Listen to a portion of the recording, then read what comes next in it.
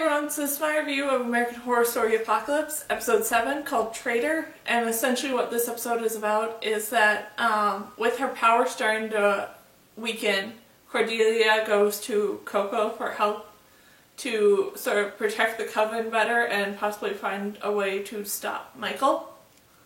And this was a really, really great and interesting episode that did a really good job of sort of setting up what's to come. But it wasn't like a really great episode all in itself. It was pretty much just like a setup and almost sort of filler episode.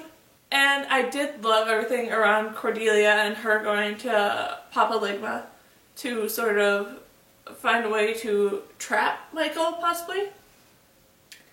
And I did love what they did with that whole scene and their whole conversation and stuff like that.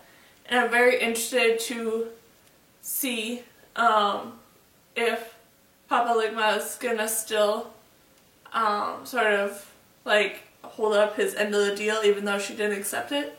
That he's still gonna do something that causes him to come for all the witches and stuff and take them to hell with him to be his servants.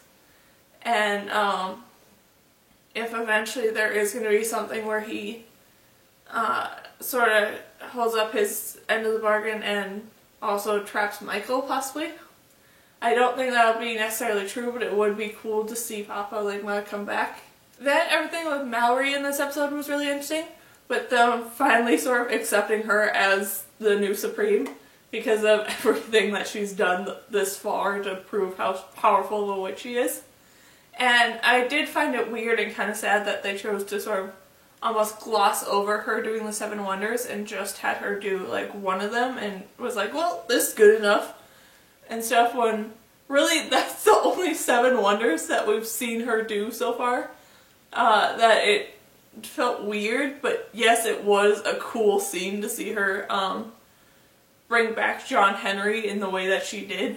That, like I said, that was awesome, but I still would have liked to see her do some of the other 7 wonders because of the fact that all we've essentially seen her do with powers, like I said, was bring people back from the dead. So I'm curious to see if they will show off some of her other powers in the future.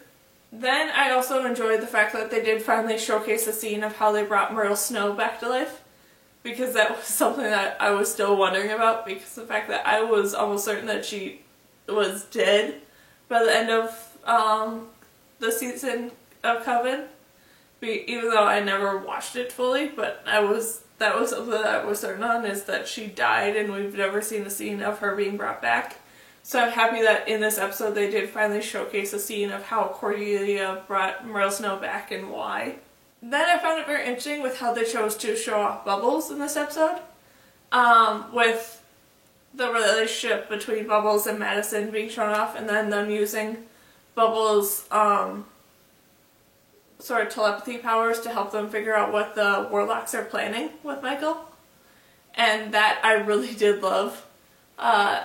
Just having her sort of being there as this other person who was supposed to be seen as like unimportant at the dinner party and stuff, but really she's the one that they should have been focusing on more because of the fact of her using her powers against them. And then that led up to a bunch of really cool scenes that I enjoyed, with the warlocks planning all this different stuff to destroy the witches, but it not going according to plan and stuff like that. And just all that was really interesting to see, and it was just so much fun to see the warlock sort of fall apart. The moments with Coco were great, with her powers of like sensing danger and stuff being shown off more and more, even though they're still sort of applying it to food, which makes it fun. And then I enjoy how Cordelia sort of set up Coco with like her having this really important job to help save the Coven and stuff like that, but really she was just the decoy to get Miss Mead. And that was fun to see them use Coco and make her feel important, but really she wasn't.